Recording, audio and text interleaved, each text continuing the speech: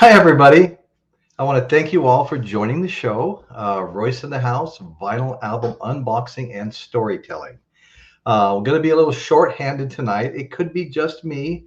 A couple of people have been invited, and one of them right now is experiencing technical difficulties, and the other one wasn't sure if he could make it. So we'll see what happens. The co-hosts, the typical co-hosts aren't going to be here tonight. In fact, a couple of them have already let me know that they're working on a project. I believe it's probably their own show, which they had planned for a long time, long before they ever came on this show. They were working on putting together their own. So I think that's what they're doing right now.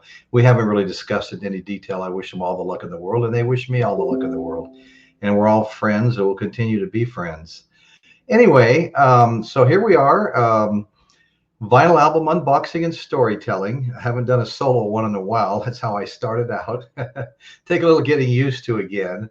And so tonight we're gonna visit the genre of grunge, and I really enjoyed that genre in the early '90s. And I've got a few albums. I don't have a lot of albums. I have some CDs as well. I had many more CDs. I haven't quite caught the collection up yet with the vinyl, but I do have some. Anyway, let's, is everybody ready? We're going to go to the intro here real quick.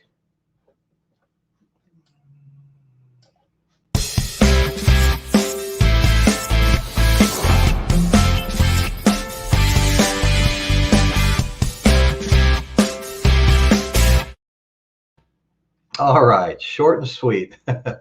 Anyway, there's a list, there's a really a long list of grunge bands. If you Google it, you might see a top 50 or a top 100. There's a long list, and we're not going to get that detailed. We're going to talk about some of the favorites. I mean, Nirvana is my favorite, but I also like Soundgarden, and I liked Chris Cornell was in Soundgarden. He's since passed away.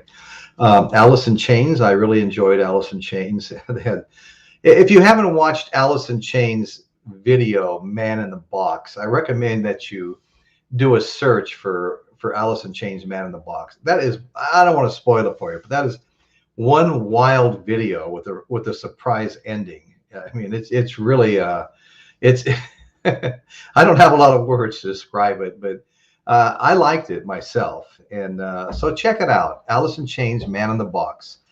Okay, and then Stone Temple Pilots, Weiland, Scott Weiland. He was a lead singer in Stone Temple Pilots. We'll talk a little bit about that later. Pearl Jam. We had Eddie Vedder. What I want to say too about Pearl Jam and Eddie Vedder is I recently, in the last 2 weeks, watched a music video, on YouTube.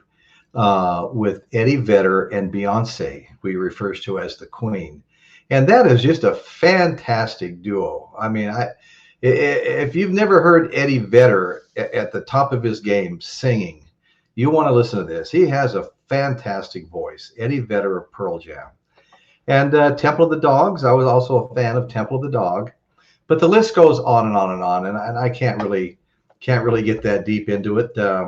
Let me say hi to a couple of new folks that have joined the chat. Hey, Bob, how you doing, buddy? Bob, Gloria, Linda's been here for a little while. I'm going to just say hi to both you guys in the chat.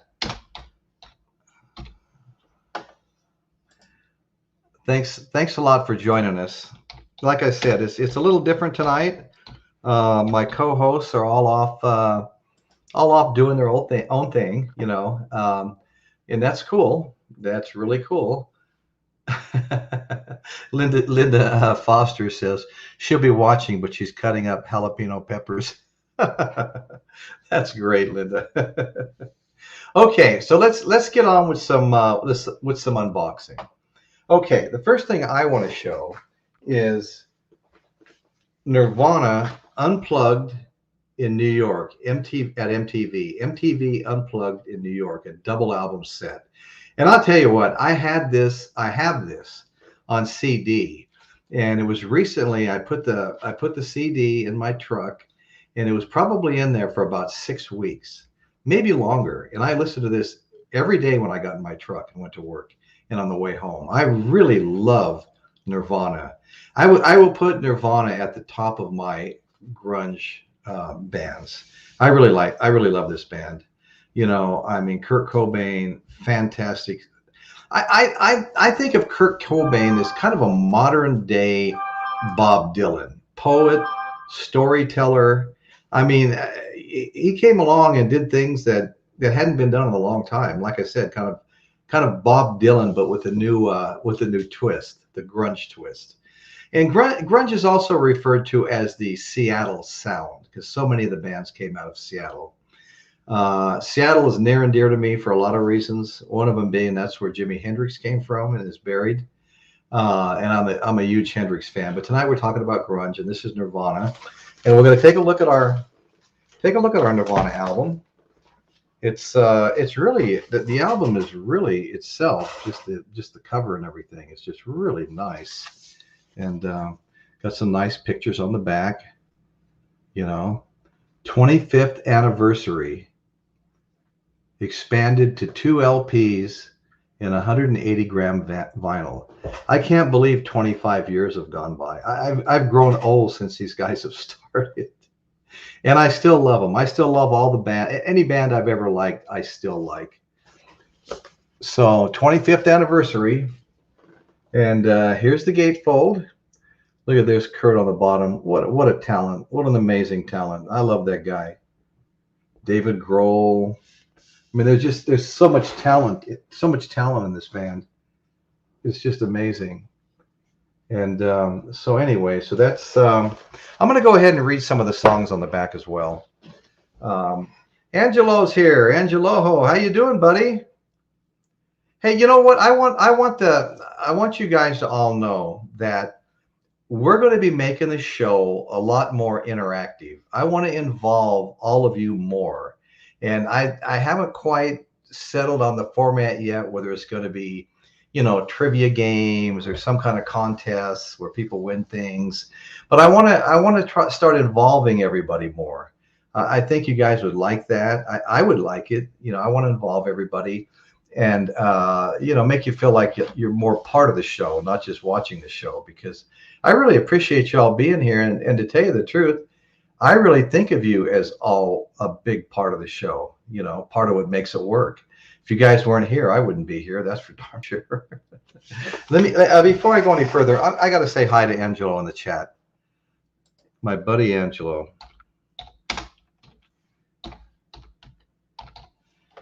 Angelo, good to see you here, bro.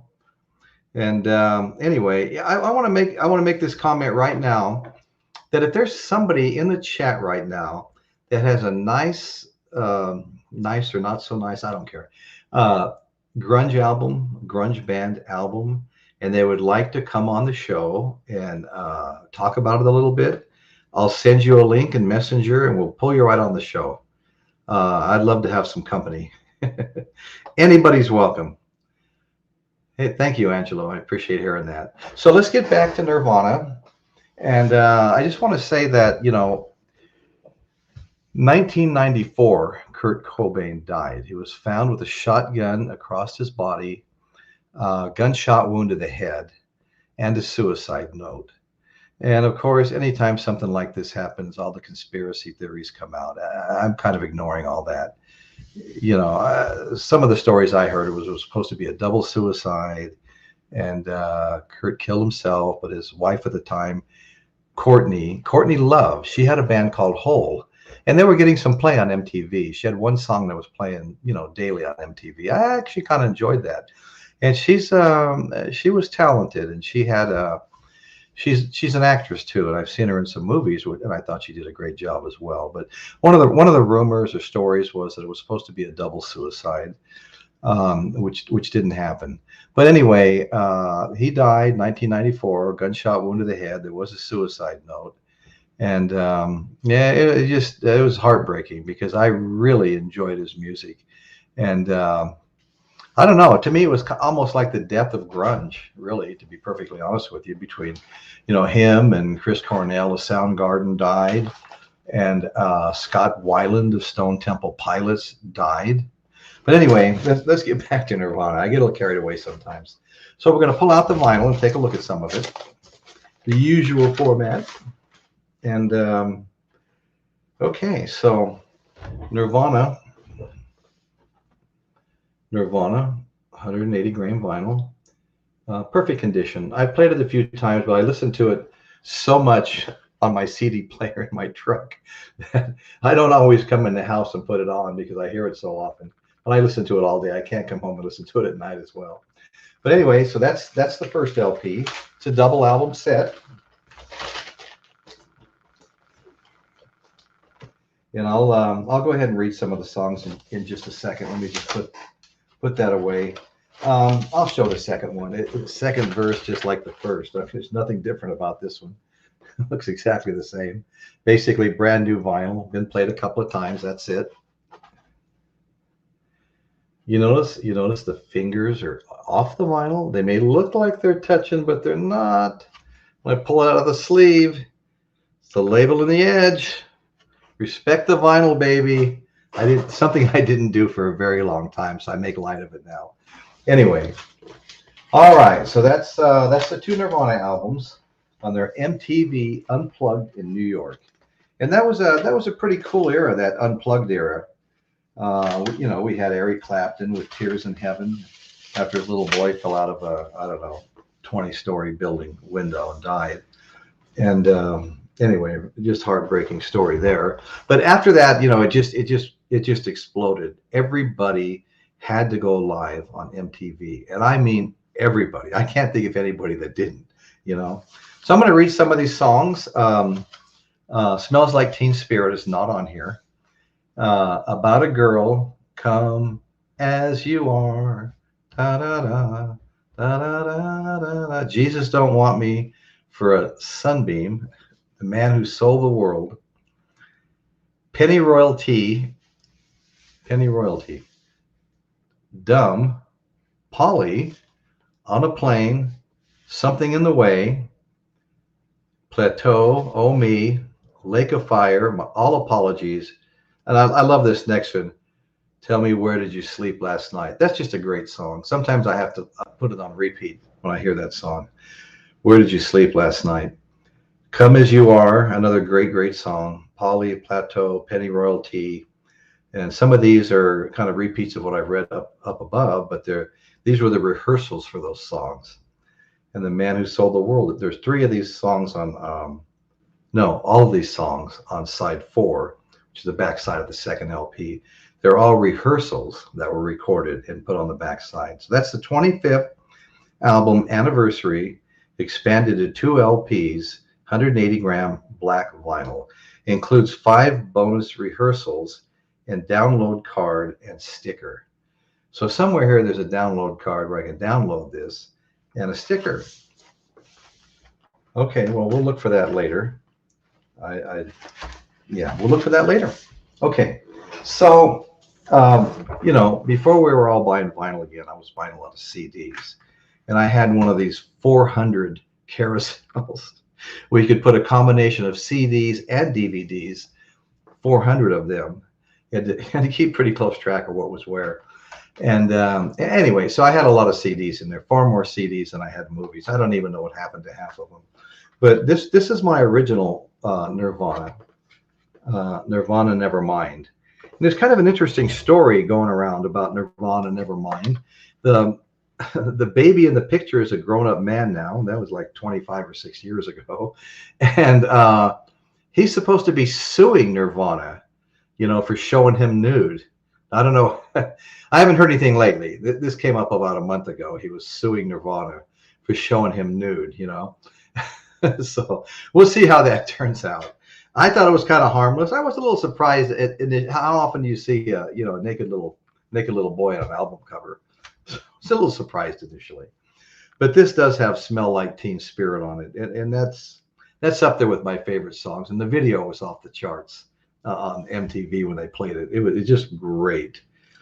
And so anyway, this was a great one. I do not have this right now on vinyl.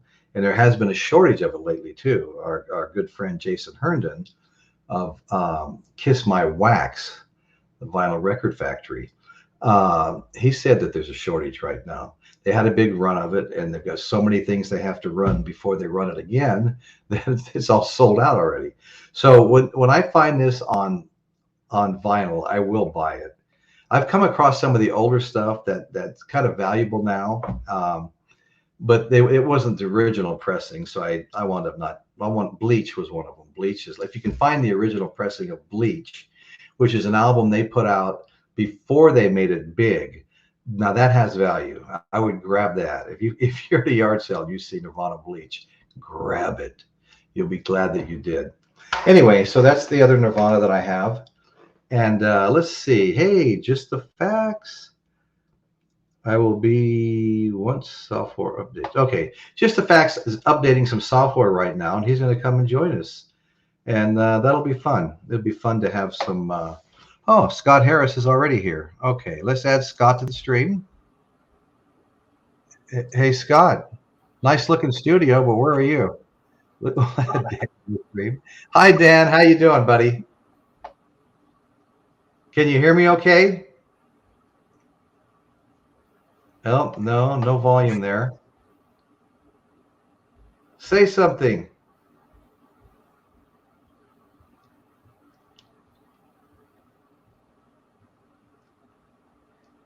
Okay. All right. Well, yeah, just keep working on it, buddy. We just got through unboxing Nirvana MTV Unplugged, and then I showed my my Nevermind with the now famous nude baby picture on the front. I wonder if this is going to turn out like Guns N' Roses Lies. There's going to be a band cover copy out, you know.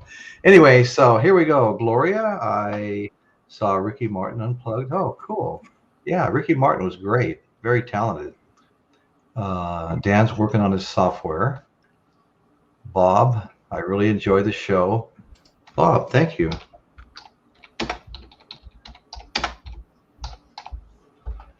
I appreciate hearing that. I'm glad you guys are enjoying the show.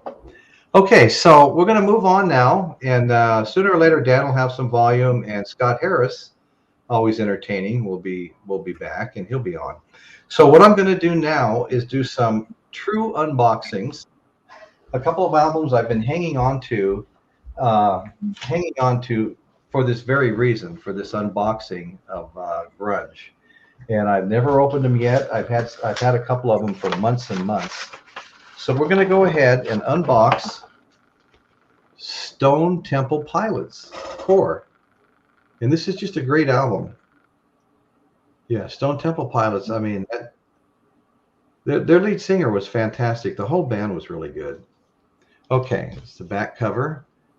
Let's get this open now. I don't even know if it's a gatefold. It may even be a gatefold. Let's get this opened up. All right, get the knife out. Slice some shrink wrap here. All right. 180 gram black vinyl. Includes Plush, Sex Type Thing, Wicked Garden, and Creep. And Creep's a great song. I'm pretty sure everybody's heard Creep. No, it doesn't look like it's a gatefold. So we're going to pull out the vinyl. Hello, Scott. How's it going? Good, good. We just unboxed Nirvana Live Unplugged at MTV, a double album set. Nice. And it was also, I don't know if you're aware of this or not, but it was a 25th anniversary album that was expanded to 2 LPs, 180 gram vinyl. And it includes 5 bonus rehearsal tracks. Cool. And a download card and sticker. So we just unboxed that, and I showed my soon-to-be band cover of Nirvana Nevermind. Yeah. I don't have it on. It's a little hard to get right now on vinyl. Yeah. Jason Herndon said they produced a bunch of it, put it out there, and it's going to be a while before they do it again. They just sell out so quick. Such a popular album. Anyway, just catching you guys up a little bit. Yep. Okay, so here we have. Huh? I just want to say hi to Dan. Okay. Hey, Dan, can you? Is your volume working yet? No, your microphone is muted. In the corner here, it shows your microphone. There's a slash through it. Yeah, your mic. Can you hear me? Okay, shake your head if you can hear me. Yeah, he can't hear you, or he can't. His mic's not working either. Okay, that's too bad. Okay, Stone Temple Pilots. Okay, STP. STP. Yeah, that's what they went by. STP. Stone Temple Pilots. Scott Weiland, fantastic singer. I mean, I've seen him more than once, but I saw him. He got fired from Stone Temple Pilots. Yeah, I saw. Actually, the Foo Fighters with Talk Show, which is basically, STP with a different singer, right? Yeah. Well, I saw Scott Weiland after he joined Velvet Revolver, Slash's band. Right. They played at the Paso Robles Fairground, and this dentist friend of mine and his wife called Betty and I up and said they had a couple of extra tickets. We had great seats. I mean, we weren't dead center on the stage. We're just slightly to the side, but really close. We didn't even need the gigantic screen that was adjacent to us on the left, which showed close, But it was a lot of fun. And cool. Scott Weiland, boy, he's a hell of a singer. And of course, what do you say about any band Slash is going to put together? It's just going to be an all-star lineup of fantastic musicians. Yep. But anyway, yeah, I think I got my technical difficulties solved. Hey, you do. That's what happens. You had a little microphone. Yeah, everything is software driven, and I haven't used it in a while. And I go online. It says, "Oh, you got to update your software." So I finally got it all up to snuff now. Well, we're gonna have to help you put it to use more often. Right. Yeah, you talk about Scott Weiland. I met Scott Weiland 29 years ago. No kidding. When Stone Temple Pilots first came out, I heard the song "Sex Type Thing."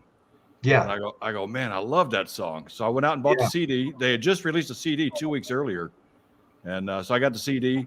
And right after I bought the CD, I saw they're coming in concert here in Dallas.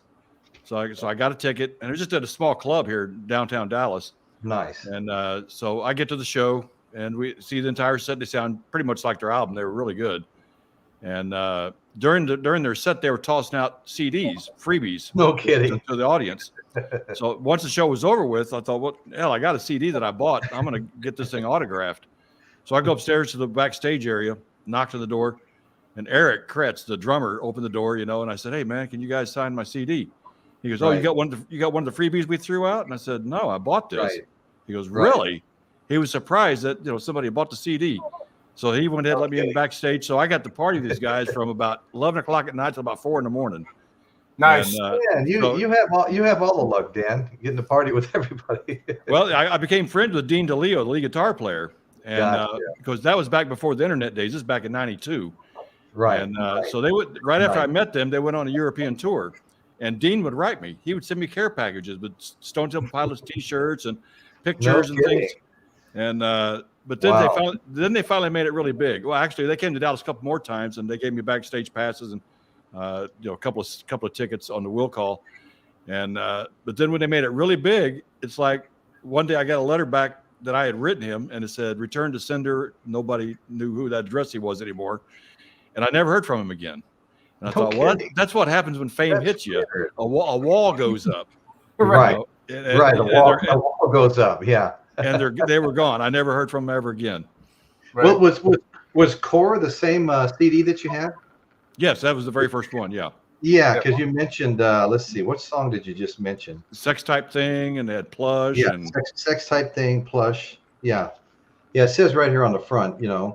Plush, Sex Type Thing, Wicked Garden, and Creep. Creep's a great song too. Yeah, it is. I love every song on that album is good. And I'm not one that really. I'm not a big fan of grunge, but there's a few songs out there from a few of those bands I really liked. Oh, me too. I was a fairly big fan of grunge, actually. I thought it was a great genre. I liked it, but it was just a different. It was. I'm more of a heavy metal guy. That's something that's powerful. And to me, I always looked at grunge almost like, I don't know, like they were whining. They were upset. They had mental problems, and they were just, everything was terrible. I never really thought about it like that, but I can kind of see that now.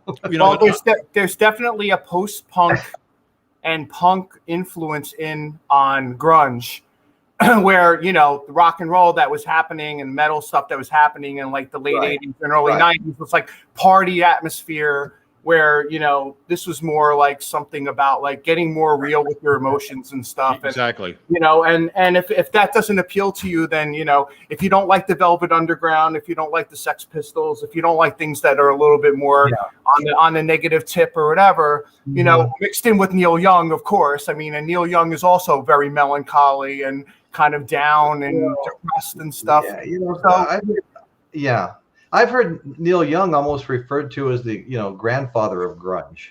Yeah, absolutely. I mean, those bands worshipped him. You know, he went and did some songs with a lot of them too. You know, he's no longer Neil Young. He's Neil Old. Neil Old, right? Yep. Yeah, but you know, I mean, all that stuff came out of Sub Pop, and you know, the late '80s. A lot of I have friends that were friends with Nirvana and Alice in Chains back in Seattle days, and they say that, you know, those guys were like glam guys, and they were like into goth and glam and a lot of different stuff like happening in the like the mid 80s to late 80s. And then all of a sudden they just completely turned and did this other thing, you know. And they're all friendly. I mean, all those guys that were a part of that scene were from Seattle pretty much, and so they were all kind of intermingled and kind of, you know, it was interesting how right now there's not really like a scene happening in one city that like is blowing up rock. No. That's absolutely right. Yeah. You had LA, you know, and in the 80s and stuff, and the strip bands and all that stuff, and everyone migrated to LA. Even the New York bands, the New York bands wanted to go there too. They all wanted to go to LA. You know, but then Seattle, all of a sudden, I mean, it's interesting. I was in the New York rock scene and from like, you know, 84, 85, and watched it all kind of morph. And all of a sudden it's like, you know, there was like all the post-punk and goth and dance music and stuff. And then all those guys all of a sudden got cowboy boots with tips when Guns N' Roses came out. And then once Nirvana came along, all those guys, you know, exchanged in their, you know, cowboy boots with tips for, you know, Doc Marten boots and, you know, and flannels and stuff, you know. I saw it totally morph, and it's interesting. I mean, like, I saw Alice in Chains, you know, when they first toured. They played the Cat Club in New York City. There was like probably about 40 or 50 people there. No one knew what to think of them. You know, before Nirvana in '89. You know, and they were no Dave Grohl yet, and it was like around the Bleach period, and people like, you know, the bands were like you know, off of punk and stuff like that. They definitely were edgy. But you know, there were you know, Alice in Chains were definitely ended up being pretty heavy, and so were Soundgarden. You know, Bad Motorfinger. Yeah, I mean, you can't see that. I don't have a lot of this stuff on vinyl because back in the '90s they didn't really have vinyl for. They didn't have it when we were buying this stuff. That's why I bought it. I mean, some of the Sub Pop stuff. Yeah. You know. Yeah. Right. But I saw Soundgarden a bunch of times, but one time I saw them. Girl that I was dating worked at Atlantic Records and got us to their record release party in New York City, and there was about 100 people there. And what's it called? Why am I blanking on everyone's name or whatever? Chris Cornell. Chris Cornell had the flu that night and basically pulled up a stool and just leaned against the stool and just went and like, we're not doing anything from our other albums, No Louder Than Love, nothing else. We're just blowing through this album. And it was really powerful. I mean, seeing them in a small place, you know, and they had a lot of power. I mean, there's a lot of, you know, there's a lot of Sabbath there, a lot of Low End. There's definitely things happening that are heavier in a different way. You know, it's not the same as like Metallica or Slayer or thrash or whatever, you know, or some of the heavier rock bands that were happening at the time, you know. So Right. Yeah. You know, that's, you know, at the beginning of grunge, well, a lot of people credit the Melvins as being the beginning of the grunge. You know, but when you listen to them, you do hear a lot of Black Sabbath sound in them. You know, that's what I noticed. You know, I go, you know, this doesn't really sound like grunge, but it had to start somewhere, I guess. Yeah, I mean, I definitely think there's some throwback there. I mean, a lot of those bands, it really kind of goes back to Black Flag kind of was doing this like around my war period, they changed. And it's like they started doing this more slowed down, Sabbathy kind of thing. St. Vitus was on SST. So like, I think that a lot of those grunge bands or the grunge bands that were Sub Pop or whatever, were into a lot of the SST stuff that was going on, which kind of adopted Sabbath in there along with the punk. So it's like all of a sudden they're getting back into playing, SVP bass cabinets and stripped down drums and where the whole double bass and all that huge drum set stuff, it's gone. It's like, okay, we're back to 4-piece, back to Sabbath, back to back to that sort of thing. So I think that it was more of a stripped down kind of thing with everything mixed in, like I said, with the post-punk stuff and the punk stuff that was happening out of LA, in DC, things that were happening in the hardcore scene. A lot of those guys were like, look at the fashion. They were wearing like Doc Martin boots. I mean, basically it's like Bad Brains and Agnostic Front and the hardcore stuff and Sabbath and stuff. So I think it was an interesting time because I think that a lot of musicians were kind of backtracking in on what they grew up on. And I think that's kind of what ended up happening with grunge, was just that like a lot of it was backtracked off of what those musicians were listening to and grew up with, so there definitely were like out of that whole late 80s punk scene thing, but then also backtracking to Neil Young and Black Sabbath and things that were of classic rock and stoner. So I really definitely think like you're saying, the Melvins, I think they're more of a stoner rock band, in a way, like Monster Magnet were, like Kayasar, like Sleepar, like all those bands that came out of the early 90s were. Although, Soundgarden and those bands were fans of the stoner rock scene because it goes back to Sabbath. So there's definitely that crossover thing that's happening in a way. That's how these genres come about, Yeah. I don't know if you guys are going to agree with me on this, and I've said it before, but I really think that grunge basically put the last nail in the coffin for glam. Because glam was kind of on its way out, but when grunge came out and the guys came out wearing their flannel shirts and tank tops and jeans and hair kind of messed up and stuff. I mean, the kind of guy, like I mentioned before, would sit next to you on a stool, work on your motorcycle with you. True. You know what I'm saying? I mean, True. That kind of all appealed to me. More down to earth. Yeah. It's definitely more blue collar. It's definitely more down to earth. But there's definitely. I mean, someone like Scott Weiland, someone like even Kurt Cobain. What's it called? Why am I blanking again? Chris Cornell. Lane. Those guys had star potential. I mean, they had fun people, which still at the same time didn't like go away from, glam and all, put the nail in the coffin, but it's just kind of like it's a resurgence of things. Yeah. And well, I mean, it wasn't anything intentional, obviously. It was just that style was so appealing when it came out after so much of the other. It's still rock and roll. I mean, it's still rock and roll. That's right. Throw back to Pantera or whatever, Pantera were like a glam kind of thing. And then they were like, fuck it, we're going to just go and wear shorts and, get more down, I'm wearing t-shirt. That's, I mean, like if you look at the back of the Soundgarden Bad Motorfinger record, well, I don't think it's on the back of it. It's actually in the inner sleeve or whatever. I mean, if you can see it or whatever, it's like, this is street clothes. Mm-hmm. Yeah. I mean, there's just people just hanging out in their basement smoking weed and just making a sound. Yeah. Just normal, Yeah, I mean, Matt Cameron, who played drums on this, who was also in Pearl Jam or whatever, he was on he talked about like, he would, drink a lot of coffee, espresso, and, smoke hash. So, those guys are in another zone, it's like the rock and roll stuff that happened out of LA was a different drug culture. It's a different thing, So exactly.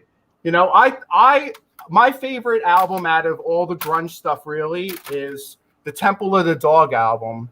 Oh yeah. Temple of the Dog. Yeah. That's my favorite one. That's the one that Chris wrote about, the guy from, what's it called? Bad Motor. What's it? Mother Love Bone, right? The singer from Mother Love Bone that ended up committed. He died of a heroin overdose or whatever. They're all friends with him, but it's a song. All those songs are like about the transition and go dying, and I mean it's dark or whatever. But the musicianship was really great. That's my favorite one. But yeah, I mean you were talking before. What's it called? Nirvana.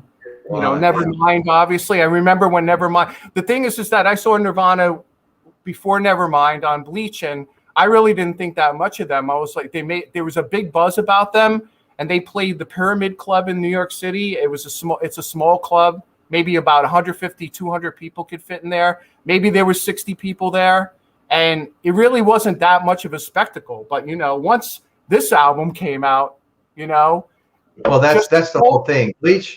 If you can find an original copy of Bleach now, buy it. It's really collectible now. You mean Bleach on vinyl? On vinyl, yeah. Yeah, I know. That's all the Sub Pop. I mean, I have. This is my original. That would be. They didn't take off until Nevermind. And after that, then everybody wanted to see what they had done before. Yeah, I mean, I definitely think that in retrospect and going back and forth with it, that Dave Grohl has something to do with Nirvana blowing up a bit. Dave Grohl was great. Yeah. I mean, you see, it was interesting at the time to watch Nirvana and then the 3-piece, and they blew up on MTV, and then I saw them at the Marquee on that, on Nevermind, and it was amazing, whatever. But it's crazy though. I remember when Kurt passed. I remember where I was where Kurt passed, hearing the news, and then you hear 6 months later or so that Dave Grohl's got this band, the Foo Fighters. Like, what the hell is the Foo Fighters? All of a sudden, they're like the hugest band in the world now. It's like big. They're huge. Yeah. They've got some really collectible stuff out there too. Yeah, they're big. So I mean, I think that definitely there's something to do with Dave's involvement, to make Nirvana great. Right. Oh yeah, I agree. Speaking of Dave Grohl, I've got somewhat a connection to Dave Grohl because he's on the board of directors of the event that I created. He's a board member of Ride for Dime. Ride for Dime. Okay, that's awesome. Yeah, he and Dime were good friends, as well as Jerry Cantrell. Who else? Okay. But I was getting ready to say something. I forgot what I was going to say. I'm getting old. Here's my original Stone Temple core. Yeah. Stone Temple Pilots core. I've had that since since it came out. Yeah, that's a great album. Yeah, it is a great album.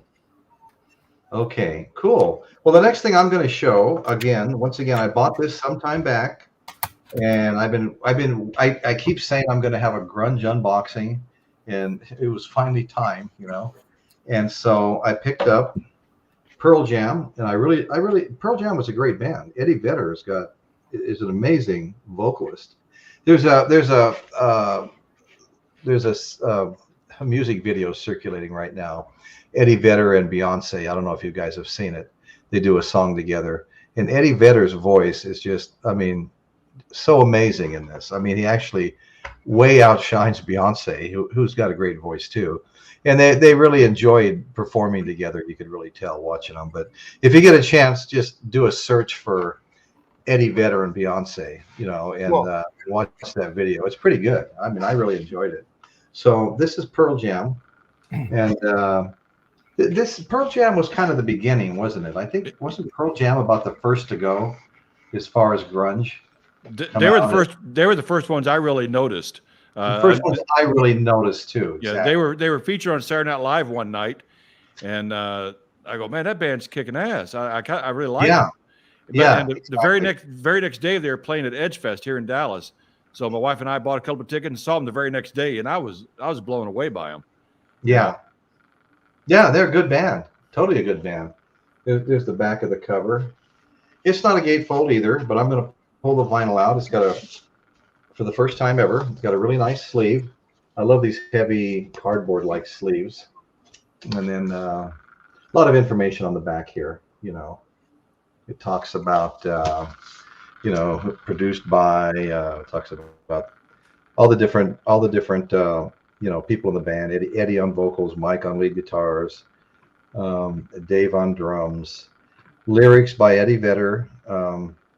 It goes through the whole thing. Who was involved in writing each song and what instruments were played. And anyway, it's a lot of cool information on the back. Really helps on the back. Really helps you understand who they are. And pull the vinyl out now. Find the opening, and it is purple. Nice. Purple, yeah, purple vinyl. Cool.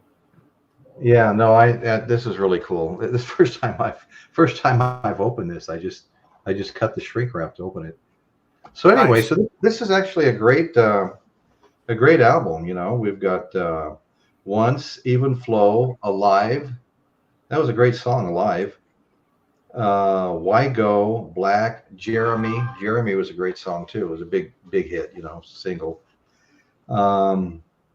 Oceans,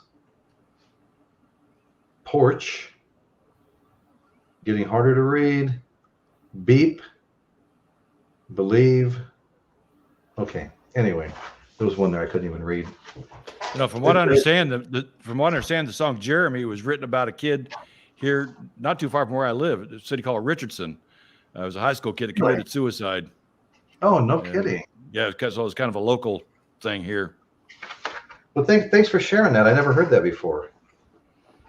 Yeah, but Pearl Jam was a big band, and like I said, that was the first time I noticed grunge as well. And then they just started pouring out of Seattle and other places, not all Seattle, but it is also referred to as the Seattle sound, Mm-hmm. And yeah, so much good music's come out of Seattle. I mean, when I think Seattle, I can't help but think Jimi Hendrix. There's one thing I've got to show. I just have to. Everybody's going to see my Guitar Hero pajamas now. I've got to show this. I should save it for another occasion. But Seattle is what we're doing here. This is the 51st anniversary of the song Purple Haze. Nice. Jimi Hendrix Experience. This is a 45. Like I said, down here it says the 51st anniversary.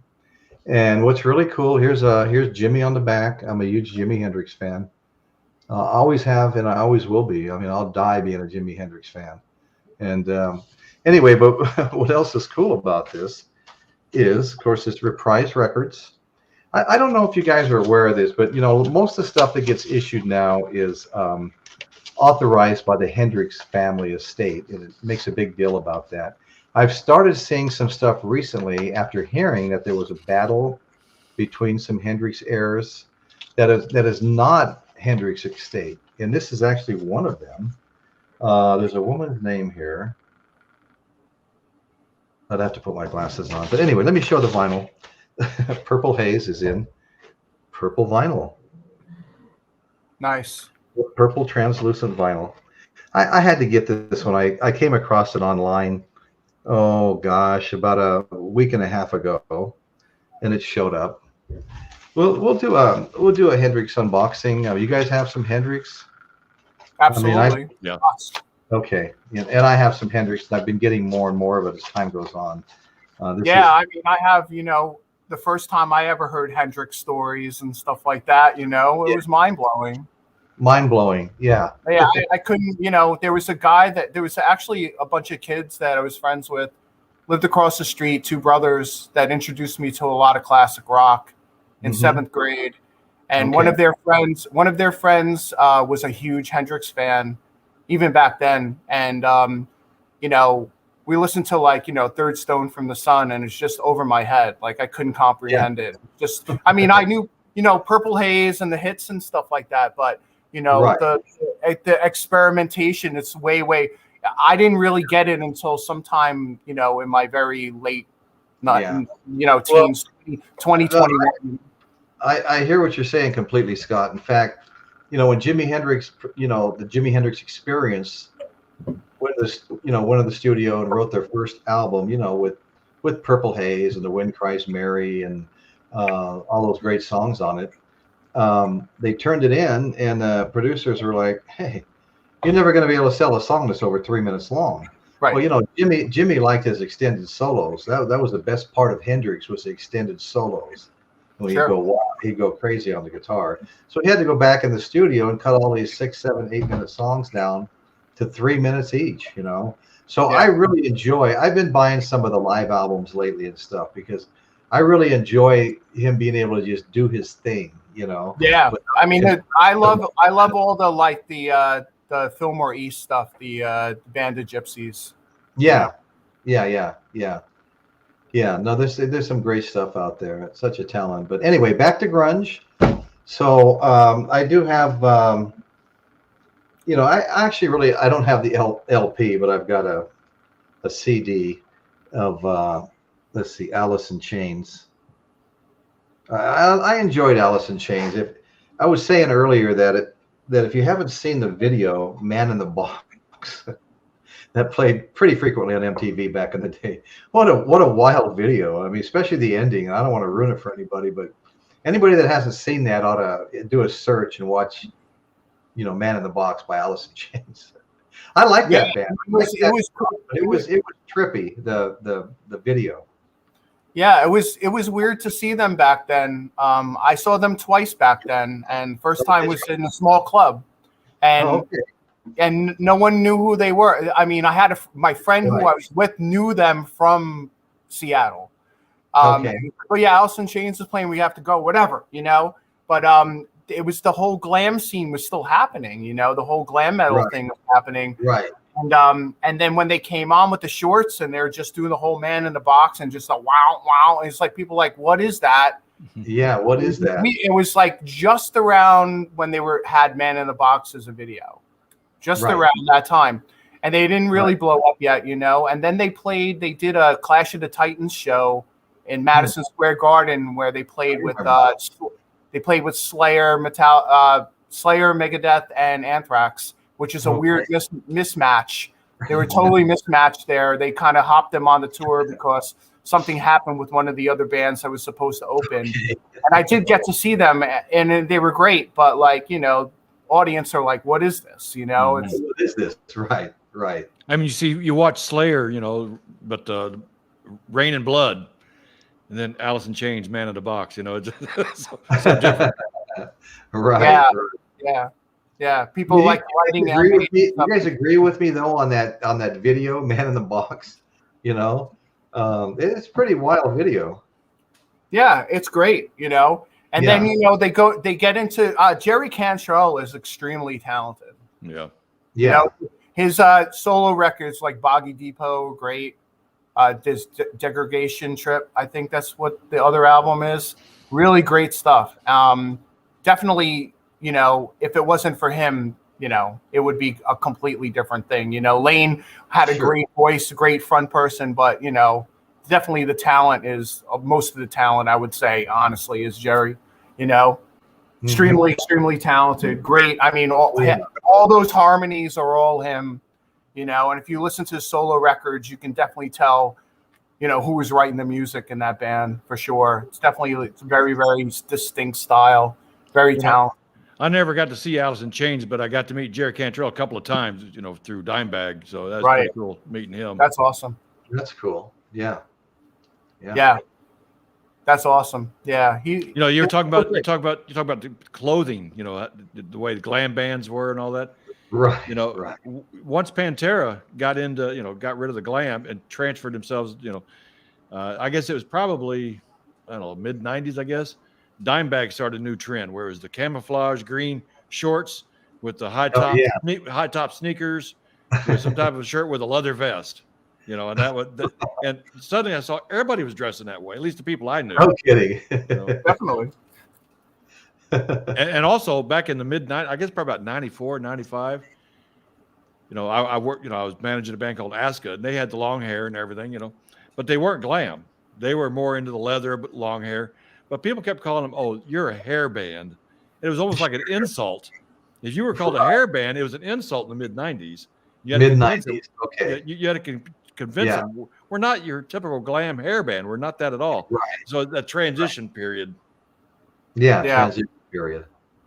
Is Askew still together today, Dan? Yeah, they still perform every now and then. George Call, the lead singer, he's gone. He's in several different bands now. I mean, he's just traveling all over the world. He's with about 3 or 4 bands now, and the guy has got some pipes on him that are unbelievable. And I've known those guys since they were in their mid-20s, and it's kind of like the Monkees. All four of them lived in the same house. They rehearsed in the house. They're all single. Well, then time goes on. They all get married. They all have kids. The kids are growing up now, but right. So some of them kind of they don't have time for it anymore, as much as they did before. But right. George Call still makes it full time for him. I mean, he's still full time musician.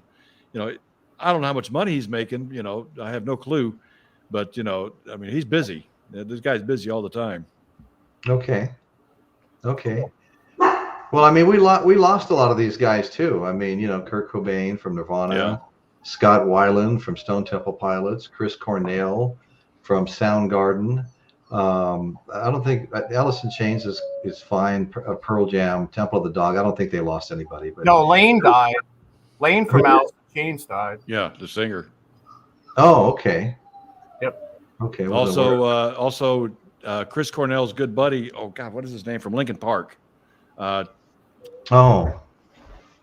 was kind of odd because when Chris Cornell died, the Godfather. What is the guy's name? The lead singer for Linkin Park.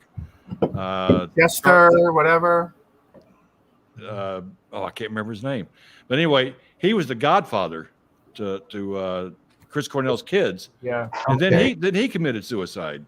Right. Wow. Oh my God! I said Chris Cornell's kids, went through hell there for a while. I mean, both suicides were fairly close together too, within a couple of years. That's terrible. I don't get. I mean, some of these people, they're at the top of their game. They got. I mean, musically, they've got what they always wanted. And like Scott Weiland. I mean, Scott Weiland was fired from Stone Temple Pilots. He was fired from Velvet Revolver. Slash said he was just erratic behavior, and they fired him. Chester Bennington. Chester Bennington, that's right. I actually met him in Hollywood when they inducted Dimebag into the Rock Walk, and we had a big auction over at the House of Blues, and God, there was a lot of people there tonight. A lot of TV stars too that I saw that I noticed. But that was a cool night. Cool. But Chester, I couldn't believe when I heard that he had done himself in. Yeah, I mean, there's the whole rumor thing that's going on. They said something about that, like Chris and Chester were involved with uncovering some pedophile group or whatever, like in Hollywood, and that like they linked together, and that like those suicides were really suicides. You can read about that on the internet. But I gotta run. But I just want to show you two things. If you don't know these records, you should check them out from the early '90s. And, okay. It's not grunge, but it's stoner rock. It's like the guys from Soundgarden were into Monster Magnet. I don't know if you ever listened to Monster Magnet before. I love Monster Magnet. But this is Spine of God, which basically I saw Monster Magnet probably like 30 times in the 90s because they're from New York City. Well, they're from New Jersey. So from Red Bank. So I saw them a lot. The first time I saw them, they opened for Mudhoney in 1990. And they were just amazing. If you like psych music, drugged out stuff that's like Sabbath-ish, Parliament Funkadelic-ish, all distorted, Blue Cheer, that kind of thing, that record is great. And then they have also the second record, Super Judge, is really amazing too. I don't know if you can see it, but okay, yeah, really cool. Wow. Dave Windorff, who's the lead guy, big fan of Lemmy from Motorhead and Lemmy when he was in Hawkwind. So if you like Hawkwind at all, the early 70s stuff, the real psych stuff, they have a big Hawkwind influence. Very heavy, a lot of like psych guitars, sound effects falling, space rock, basically, space metal. Rock. Space rock, but these two albums are important in that time period for a lot of those grunge bands. You'll see Matt Cameron in videos from Soundgarden wearing Monster Magnet shirts because when Monster Magnet opened for Soundgarden on Bad Motorfinger, they did a tour together, U.S. tour, and they were really good friends. And Soundgarden, big fans of Monster Magnet. Monster Magnet also. There's a lot of bands from the 90s. that are heavier and darker that we're very into. Godflesh, if you know Godflesh, I'm a huge Godflesh fan. And I know Marilyn Manson gets a lot of flack for where he is right now or whatever, but in the 90s, there's some great Marilyn Manson stuff, heavy stuff, and they were big Monster Magnet fans as well. So those are 2 records to check out if you never listened to them before out there. If anyone, I haven't either. Great records. We'll do that. Yep. All right, I got to run, guys. Hey, Scott, thanks for joining us. Of course. Thanks for having me. Nice to see you again, Scott. Dan. Anytime. Take care, man. Bye, Dan. Okay. Take care. Bye. See you. Bye, guys. Bye. Yep. Hey. Well, I'm glad you got your volume fixed. Yeah, software. I mean. Yeah, software, right. Yeah. So Dan, how you doing? How you been? I'm trying to stay busy. I've got a couple of projects I'm starting to work on now.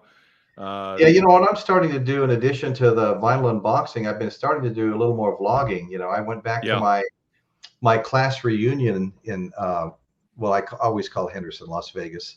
Sometimes you don't know when you're in one or the other, especially out on Sunset Road where our reunion was. Anyway, so I went back to my reunion this past weekend, and we left. I think we left on Wednesday. Yeah, Wednesday. Yeah, we had 4 nights at Harrah's. And we went back there, and while I was back there, I made a video on the Fremont Street experience. I don't know if you've had a chance to see that. I saw that. Yeah. But man, that is just, if you haven't seen that live, I highly recommend it. Oh my God, what a wild time there. I mean, it's loud. I think that zip line thing would be cool to do. Oh no, the zip line thing is cool. Yeah. And they also have the links on the strip, which is the same thing that you got to go on, in Texas, the great big Ferris. Yeah. And each one of these cars has a bar in it. And I think it takes a full 45 minutes to do the rotation. So you get up there, you got all the lights in Vegas at your feet. You're having a cocktail. We didn't actually do it this time, but we will eventually. It looked like a lot of fun. So anyway, I did a video downtown Fremont Street. There were a lot of zip liners overhead, and what they've done with that canopy and the light show that goes on, and then there's all kinds of acts taking place on either side of it. And there's some nice little casinos there too. 2 of them that I've worked at, Binion's Horseshoe and the Fremont. And then the Golden Nugget, which was Steve Wynn's very first casino. I worked for Steve Wynn when I was 18 years old. So did my father. And he was 32 years old. And he had the largest liquor warehouse in Las Vegas, didn't own a single casino yet. And he was actually a really good dude. I enjoyed him. I used to get on the Golden Nugget that you saw in the video. That's the original one. Yeah, but they've kind of taken over neighbors and stuff and made them bigger and stuff like that. Okay, because I was wondering, because back in 1971, our family went on vacation, and of course I was just a kid, not old enough to gamble or anything, and so we stopped at the Golden Nugget, and I remembered what it looked like on the outside. But of course, what I saw the other night, now I guess they got the canopy and all that. It looks totally different out there. Oh, it looks totally different. All of them look totally different now. Everything in Vegas has been rebuilt, and the survivors down on Fremont Street have all rebuilt. And it's Benny and I always we don't go back to Vegas much anymore. Not since my mother, my younger brother, my mother's gone now. She came and lived with us for 5 years, but. And my younger brother finally moved up to where is he? He's in Oregon right now, Salem, Oregon. Anyway, once everybody moved out, we just I had to go back for the reunion. We've lost so many of our classmates, and who knows, when the next one will be and who will be left. But I did hear some good news. Somebody said if you make it to 65, you got a really good chance of making it to 80. Oh well, I got a year to go to hit 65. Well. They always do this thing at our reunions where they show the people that have passed, and I'm telling you, half of my best friends growing up have passed. For a variety of reasons. But it's really sad when they go through that list. I mean, so many of them. I mean, people that I was with, on a daily basis, hanging out with and doing things with and stuff like that, gone. It's just strange. You look forward to seeing them when you go back there. That's the bad thing about getting old. People around you start dropping. I mean, it's it's everywhere, and it seems like it's really speeding up too. It's really speeding up. Hey, look at that! JB Tharp is here. watching from TV, so he can't answer, but watching. Hey JB. Yeah, hey JB. Yeah, we had our 46th high school reunion last weekend, and I didn't go. I saw how many people were responding, and just a handful of people showed up, and I didn't really know those people, so I didn't go this year. I haven't been to one since, well, I went 2015, I think, or 2016. I went to it. Okay. But you know, and one thing, this may sound mean, but I noticed the girls that were kind of like the ugly ducklings in high school, they grew up to be pretty nice. And the ones that were like head cheerleaders and all that, they turned into like fat grandmas. It's like, what happened? I don't know. Well, you know, I haven't missed any of my reunions, and we were going back and forth whether to go to this one or not. But I'm really glad I did. I had a great time. You know, this was what, 50 for you? 50? 50, yeah. Wow. 50th, yeah. Well, you know, there was 100 people there. There was 100 people there. Yeah, my daughter. This is when you know you're getting old. You know, my daughter just went to her 23rd. I went, wow. Yeah, no kidding. Went to her 23rd.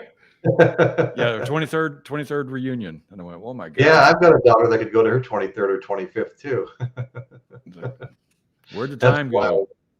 Yeah, where'd time go? I don't know, but it's flying by pretty quickly.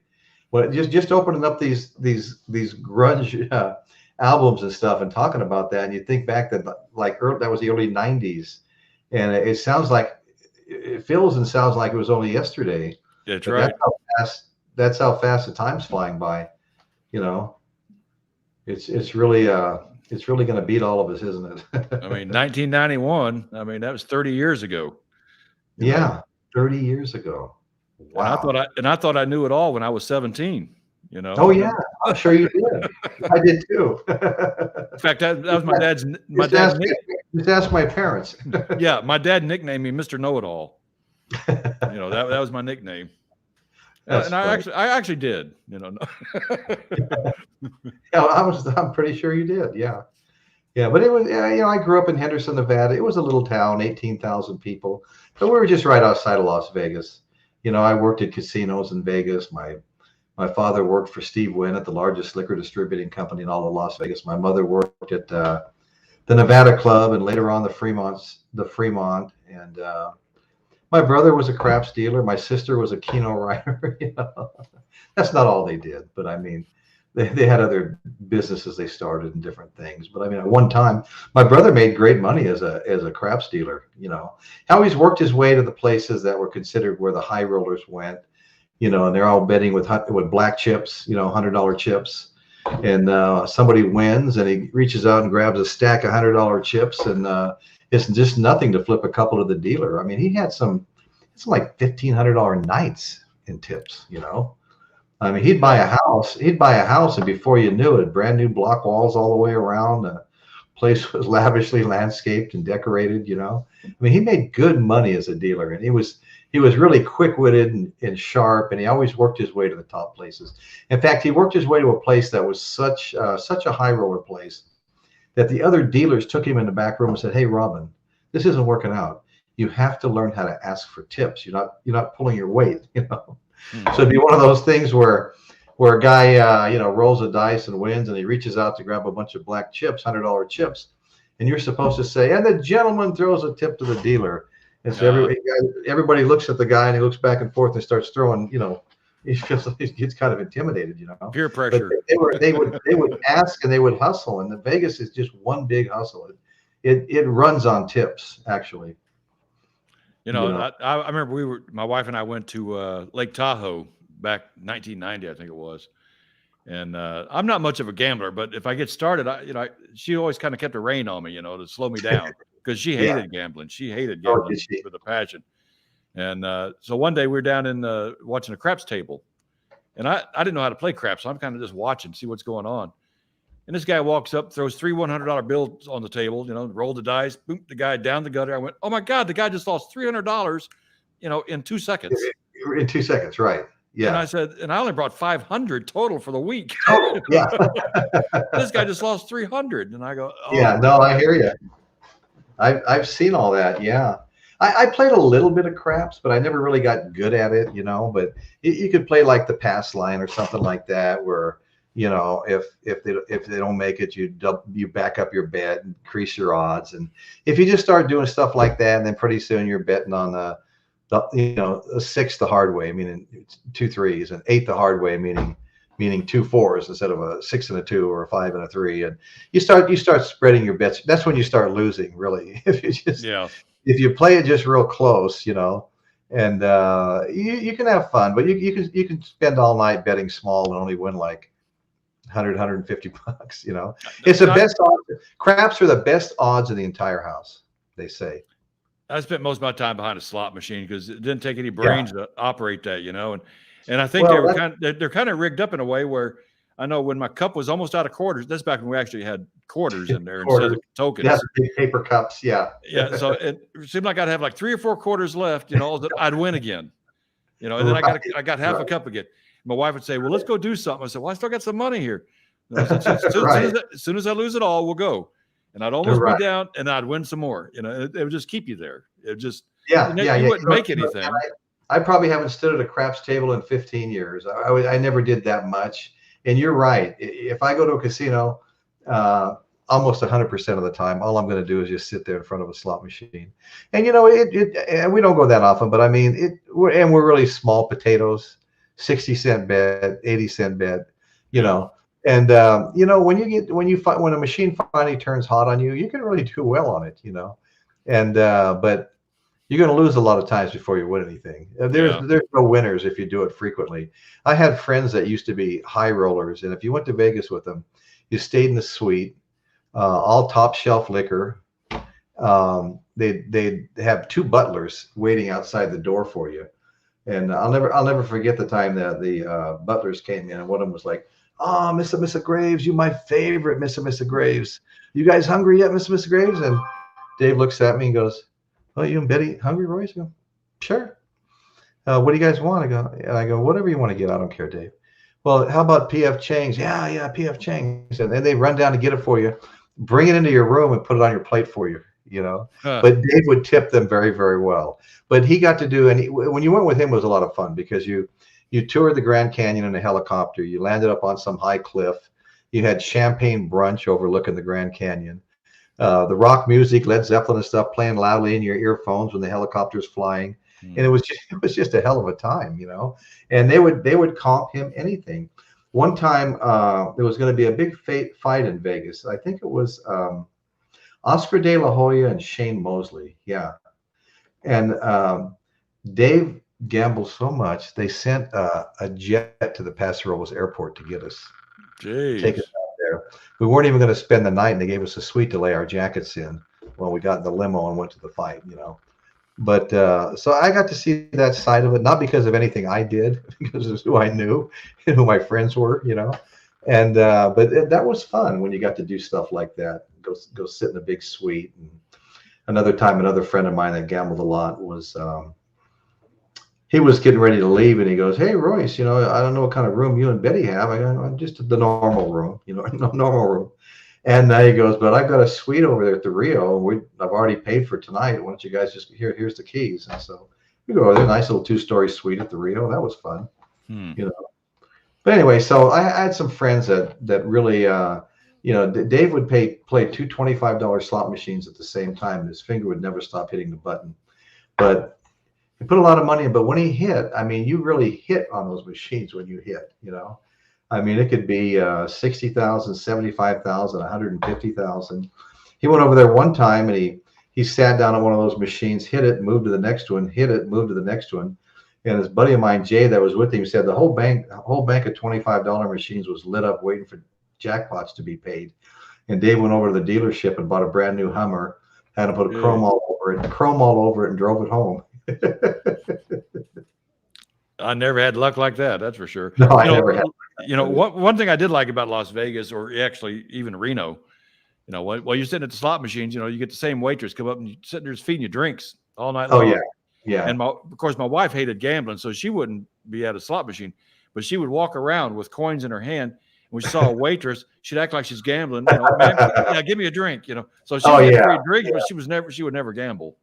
You know what? I would get the weakest drinks for the longest time playing the slot machine. So I started asking for double rum and cokes. You know, and so one night they were giving me really doubles, and I tell you, if I wasn't holding on to my wife when I got up to walk away, I wouldn't have been able to. Because you know, you tip them a little bit better, and they keep coming right back. And you know, you don't even finish one; they're back there wanting to give you another one. And boy, I tell you, that really snuck up on me that time.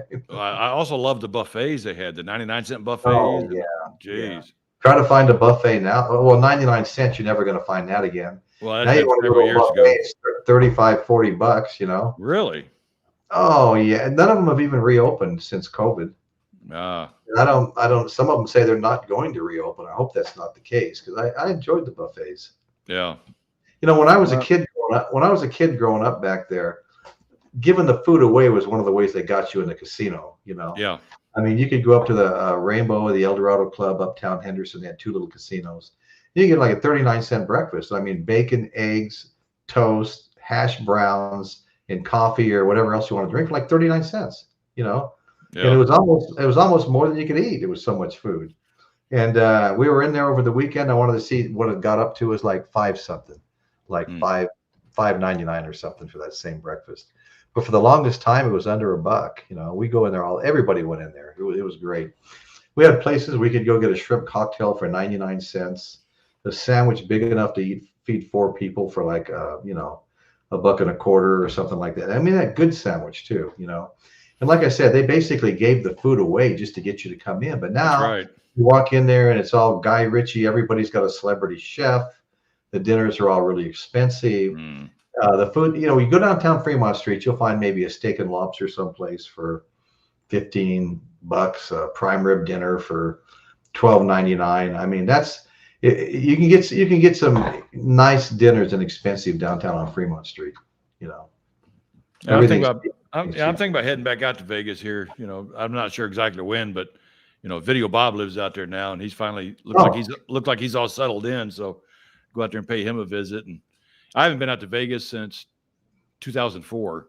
That was the last time I was out there.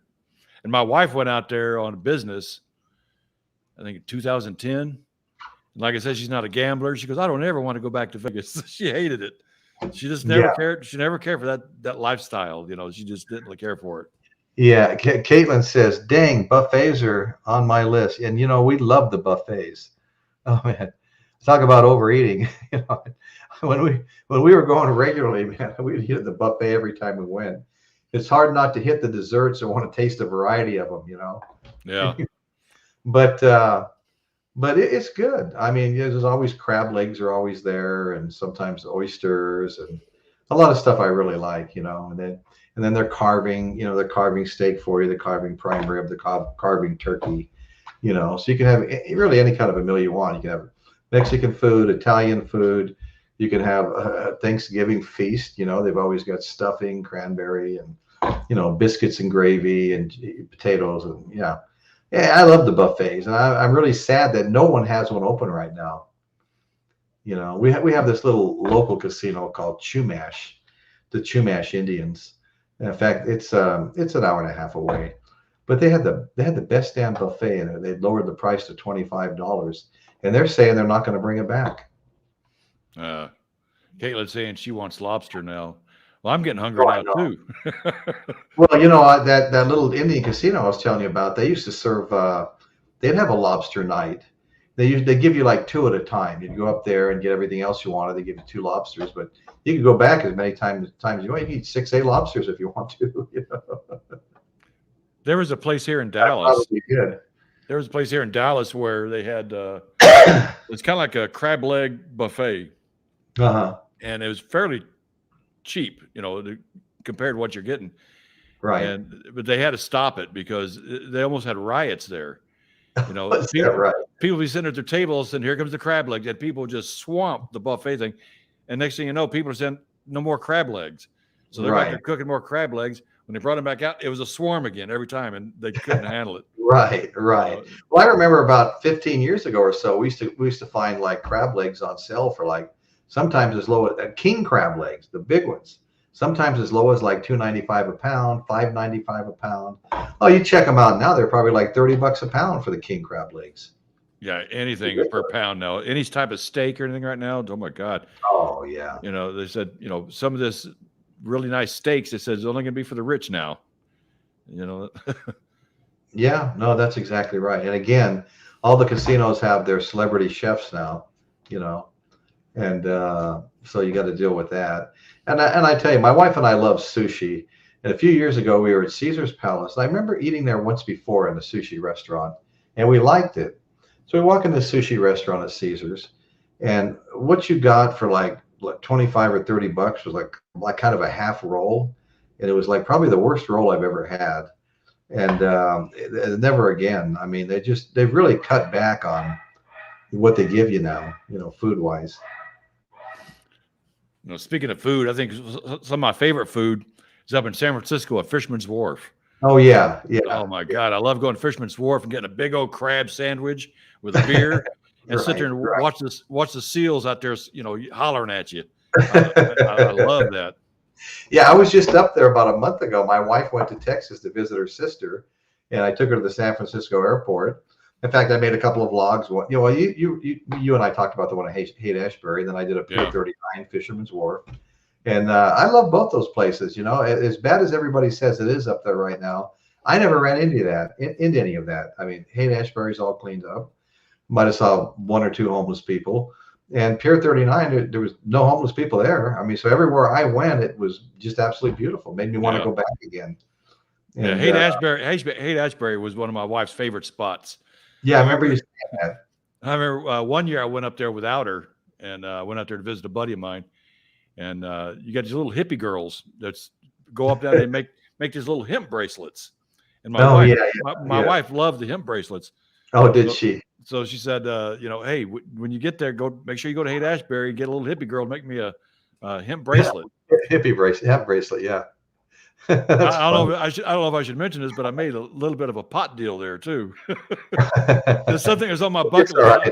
I wanted to make a pot deal at Haight-Ashbury. So I found a little hippie girl, and I said, "Oh, go ahead and make me a bracelet." So she's sitting there making a bracelet, and I said, "Hey, if one wanted to get a little bit of smoke, what would you do around here? Who do I see?" And she just kind of nodded. She goes, "See that old guy over there? He's one of the elders." One of the elders, yeah. Yeah, he's one of the elders. Back in the day, yeah. And somehow they gave a signal, and she goes, "Go walk with him." I'm like, okay. Oh, no kidding. So I get up, I start when the guy gets beside me, we're walking down the street. How much you want? And I said, $20. He goes, let's shake hands or something. We shook hands, next you know, it was done. I went, wow. Right. I go, bucket list, I got it done. Reminds me of my Jamaica vacation. Oh yeah, I remember you done. Put your hand under the table. Wow, guy slaps a big old bag of weed in my hand and goes, "Give me $80."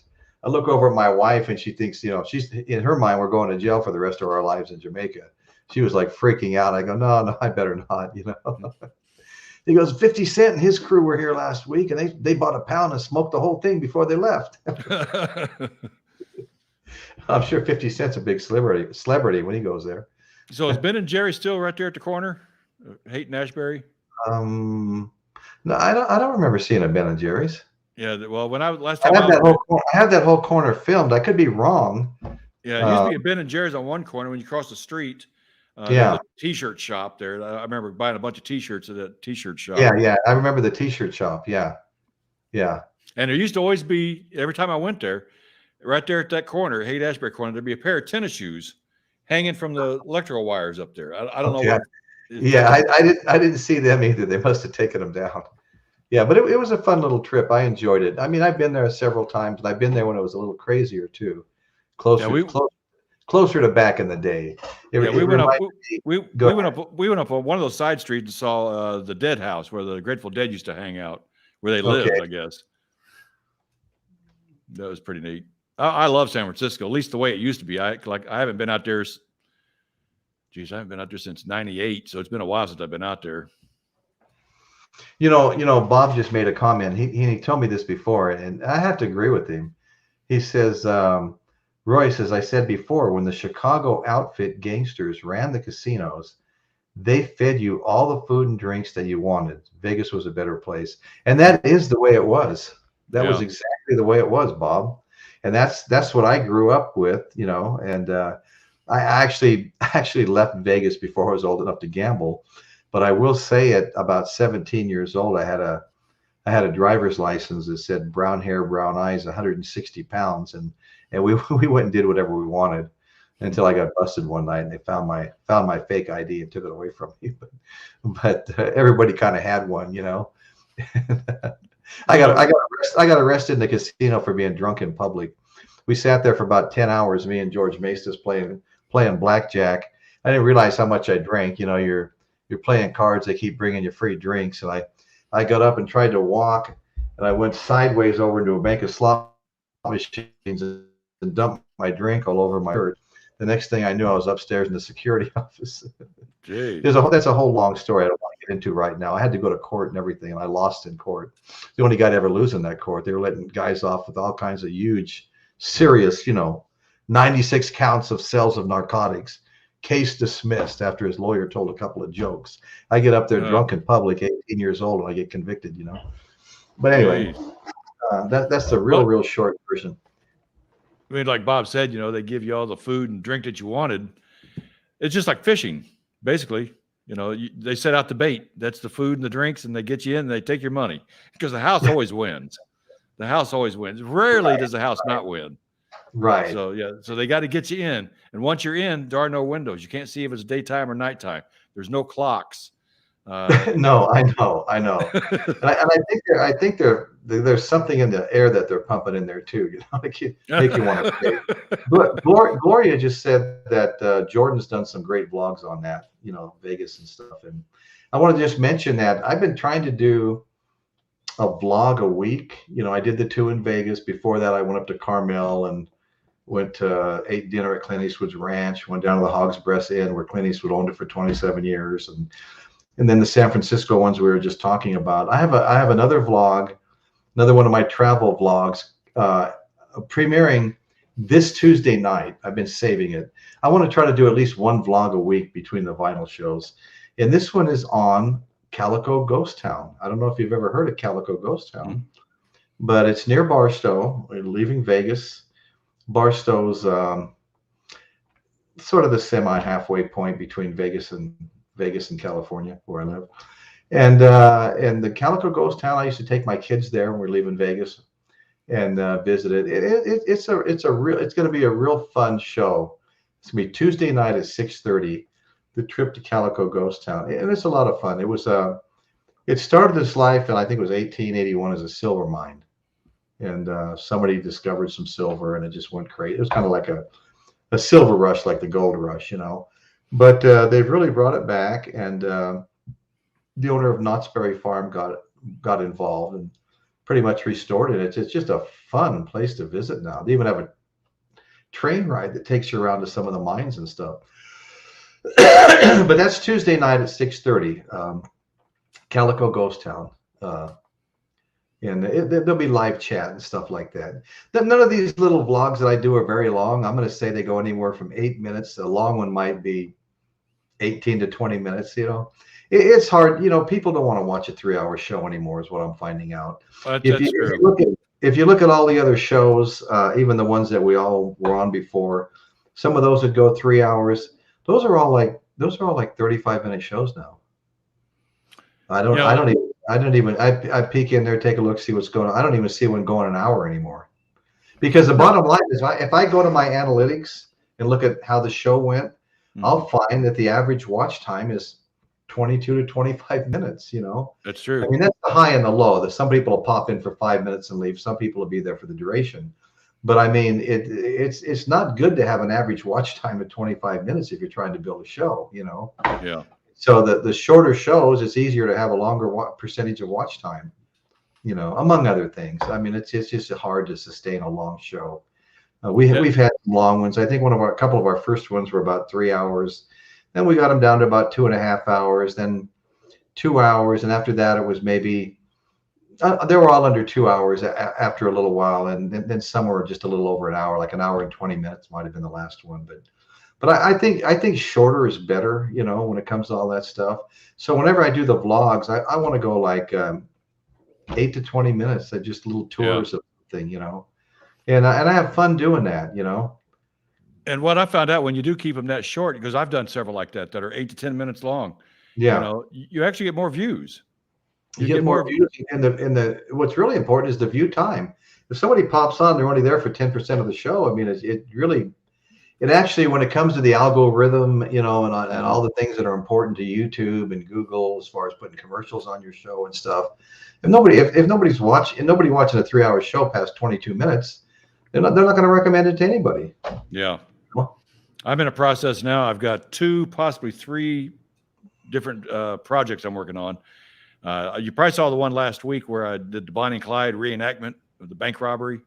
Yeah, I did. Yeah, because in 1967 they filmed, a scene at that actual building. So every year I guess they have like anniversary when Hollywood came to Pilot Point, so they reenact it, and it's pretty cool. Yeah, no, I watched that. That was a lot of fun. In fact, I asked you for your address for a reason. We kind of sent you something to commemorate that video. Well, see, I'm the next 2 videos I'm working on are very similar. Because I did that one shot where they did the bank robbery, where they did the reenactment. Well, what I'm doing now, I'm going around all the film location spots that they did for that movie. Most of them still exist, and right. And they did multiple shots around here because Bonnie and Clyde were actually from this area. They were from North Texas and Dallas. Gotcha. And so I'm going around. The first video is going to be I'm going around and hit all the film locations where they actually did the movie. Right. Okay, that's going to be one video. Second video is going to be the real life Bonnie and Clyde, the real places they went to. I'm going to go to their graves. Right, they're all buried. They're all buried right here. So I'm going to go to their grave sites, and because the Bonnie and Clyde movie is not even really close to what really Bonnie and Clyde were. Right. Oh yeah. Faye Dunaway and Warren Beatty. Yeah, I'm sure that's not close at all. No, it was a great movie though. Yeah, it was a really good movie, but in real life, they were a couple of punks, and they were just glorified, some reason because one of the reasons was they were kind of kind to the poorer people, right. And now one part in the movie that was true where he asked the farmer, he goes, "Is that your money or the bank's money?" He goes, "Well, that's my money." Goes, "Go ahead and take it." So he lets the farmer keep his money instead of stealing it from him. So they were kind to their own, but overall, they killed 18 people. I mean, come on. Right. They weren't nice people. No. Well, we got a lot of people in the chat saying some cool things. Bob says the vlogs are excellent. You're right about the vlog time. And Caitlin Stoddard's saying something to Angelo. He's commenting on 12 minutes is a good time for a YouTube video. And then Bob says Tony Spilatro, Chicago gangster, kept Vegas really safe back then. Yeah. What's funny is it was kind of a standing joke when I was a kid growing up. They were always digging bodies up out in the desert. Okay, thank you, Gloria. Thank you for saying that. Gloria liked my vlog about San Francisco. Anyway, watch the one Tuesday night at 6:30. I make them a little bit earlier, so it's not so hard if you're on the East Coast.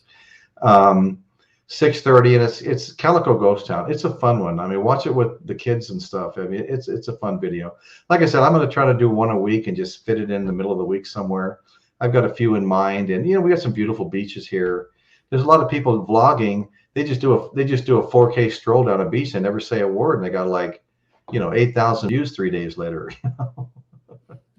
But anyway, there's so many things out there that you can do. But I just want to say to everybody that I want to make the show more interactive. I mean, we're interacting, and I'm having fun with all you guys in the chat.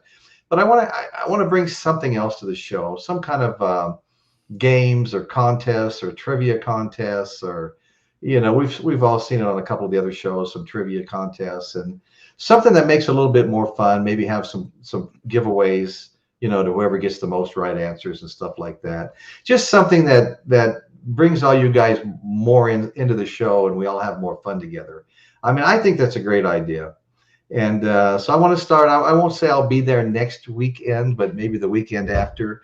And to tell you the truth, my co-hosts, who I really enjoyed. I knew when I invited them to come on the show that they'd been working on a show themselves ever since they left the other show they were on. And they even long before I even started doing anything, I wanted to know if I wanted to go with them. And I said, well, yeah, maybe I will. But anyway, so I just went ahead and started. my whole unboxing thing started with Jeff Davidson beating me on Talking Wax, but let me pick out the album. And I made a video of that, and I unboxed that album. And after that, I just started doing it every week, and it just went on from there. But video number one is Jeff beating me on Talking Wax and letting me pick out the album, which was really cool of him. I really appreciate him.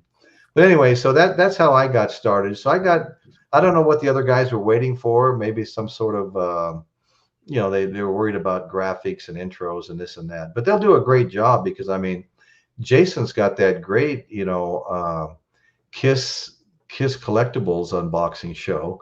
He got like 4,000, followers or something like that. And then he's got all those guys are well known, within the groups, and they all have a big following. So I'm sure their show is going to do fantastic. I mean, Pat the Wizard is Mark Slaughter's lifelong best friend. I'm sure if they need anything there, and they'll have a good show, and I'm happy for him. And I told Pat I was happy for him because it's something they were planning long before I ever had anything, So I knew eventually they were going to take off. And no, they didn't really say a whole lot officially to me. Michael Altini, I sent him a note, early in the week, and wanted to know if he had any ideas for the next show or something, or make sure he was going to come or whatever, because I never know from week to week who's going to be there. And he said, well, Royce, I really enjoyed, you're an interesting guy, but I have another project I'm working on now. And I thought, well, okay. No one else has said anything, so it can't be what they were planning on doing. And the next thing I knew, Pat said, well, we've got another project we're working on too. And so I guess they're just off and running. They'll be putting a show on soon. I'd like to see them do it Saturday night about 8:00. Yeah. It'd be a good little head-to-head there. That'd be fun to watch. Anyway, like I said, guys, I want to try to do something a little more interactive to bring everybody in a little bit more and have a few more laughs and stuff like that. And so, like I said, I'm not sure I'm going to be doing it next week, but hopefully by the following week, I'll have some little plan I'm going to put together. But I think we're going to close her down for now. And I want to thank everybody that visit us in the chat. And I really appreciate every one of you. And Dan, I really appreciate you coming on. And no, my pleasure. Great having Scott on. And it was a fun show tonight. I really appreciate you guys, all of you. And again, if you haven't hit the thumbs up, go for it. If you haven't subscribed, go for it. But I see all the names in here, and I'm sure they've all subscribed already. I don't see any new names. There may be some people watching that don't know anybody, so they don't come in the chat. And certainly welcome to subscribe if that's you. But anyway, so again, we're going to try to start making it a little more fun down the road. And again, we'll be adding a vlog a week, a little tour of someplace famous or whatever, just to have more going on. So anyway, thank you, everybody. Thank you. And we're going to sign off now. All righty. Bye, Dan. Bye, everybody. Take care, everybody. Yeah. Thank you for coming. Bye.